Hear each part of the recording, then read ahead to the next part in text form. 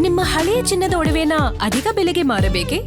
ಆಟಿಕಾಗೆ ಕಾಲ್ ಮಾಡಿ 8880 Attica gold company. ಬೆಂಗಳೂರಲ್ಲಿ IAS ಅಧಿಕಾರಿಯೊಬ್ಬರು ನಿಗೂಢವಾಗಿ ನಾಪತ್ತೆಯಾಗಿದ್ದಾರೆ. ಮೊಬೈಲ್ ಸ್ವಿಚ್ ಆಫ್ ಆಗಿದೆ. ಅವರ ಕುಟುಂಬಕ್ಕೂ ಕೂಡ ಯಾವುದೇ ರೀತಿಯಾದಂಥ ಮಾಹಿತಿ ಇಲ್ಲ. ಈ ಹಿಂದೆ KPSCಯಲ್ಲಿ ಕೆಲಸ ಮಾಡ್ತಾ ಇದ್ದಂತಹ IAS ಅಧಿಕಾರಿ ನಿಗೂಢವಾಗಿ ಕಣ್ಮರೆಯಾಗಿದ್ದಾರೆ.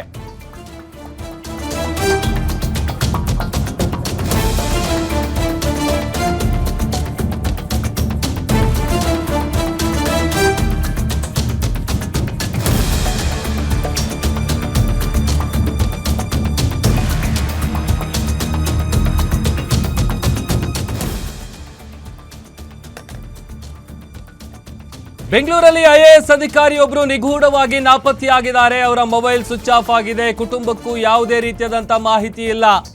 KPSCಯಲ್ಲಿ ಕೆಲಸ ಮಾಡ್ತಾ ಇದ್ದಂಥ ಅಧಿಕಾರಿ ನಿಗೂಢವಾಗಿ ಕಣ್ಮರೆಯಾಗಿದ್ದಾರೆ. ಇದ್ದಕ್ಕಿದ್ದಂತೆ ನಿಗೂಢವಾಗಿ ನಾಪತ್ತೆಯಾಗಿದ್ದಾರೆ IAS ಅಧಿಕಾರಿ ಜ್ಞಾನೇಂದ್ರ ಕುಮಾರ್.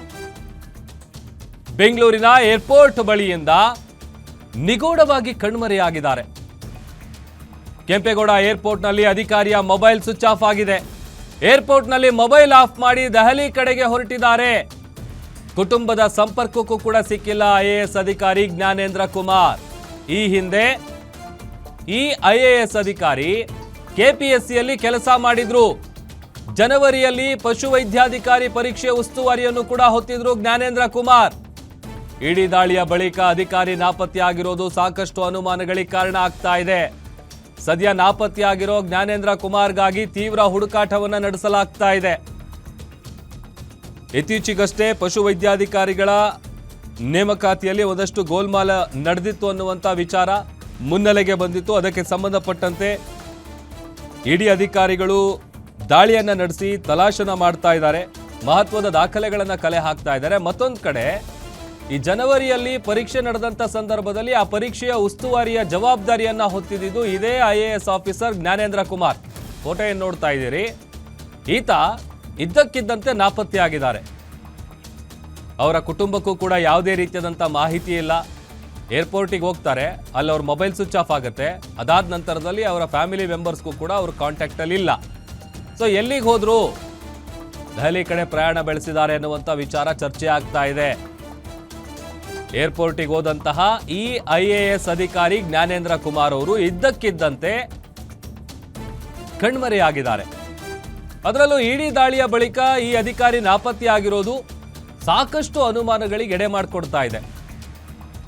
ಇವ್ರ ಕೈವಾಡ ಅಥವಾ ಇವ್ರದ್ದೇನಾದ್ರೂ ಪಾತ್ರ ಇರೋದು ಹೊರಗಡೆ ಬರುತ್ತೆ ಅಂತ ಏನಾದರೂ ಬೆದರಿ ಮೊಬೈಲ್ ಸ್ವಿಚ್ ಆಫ್ ಮಾಡಿಕೊಂಡು ಅಪ್ಸ್ಕ್ಯಾಂಡ್ ಆಗಿದ್ದಾರಾ, ಅಥವಾ ಯಾವ ಕಾರಣಕ್ಕೆ ಅವರು ಹೋಗಿದ್ದಾರೆ? ಈ ಥರದ್ದೆಲ್ಲ ಪ್ರಶ್ನೆಗಳು ಸಹಜವಾಗಿ ಕಾಡ್ತಾ ಇದೆ.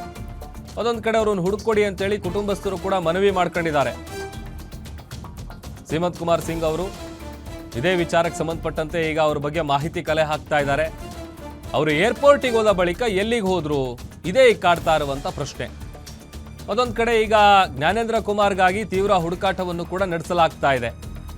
ಯಾಕಂತಂದ್ರೆ ಅದರಲ್ಲೂ ಈಗ ಇಡಿ ದಾಳಿ ಆದ ನಂತರದಲ್ಲಿ ಇವರು ಮೊಬೈಲ್ ಸ್ವಿಚ್ ಆಫ್ ಮಾಡಿಕೊಂಡು, ಅದು ಕುಟುಂಬಸ್ಥರಿಗೂ ಯಾವುದೇ ರೀತಿಯಾದಂಥ ವಿಚಾರ ಗೊತ್ತಿಲ್ಲದೆ ಅದೆಲ್ಲಿಗೆ ಹೋಗ್ತಾರೆ? ಕನಿಷ್ಠ ಪಕ್ಷ ಅವರ ಕುಟುಂಬಸ್ಥರಿಗಾದ್ರೂ ಮಾಹಿತಿ ಇರಬೇಕಲ್ಲ, ಬಟ್ ಇಲ್ಲ.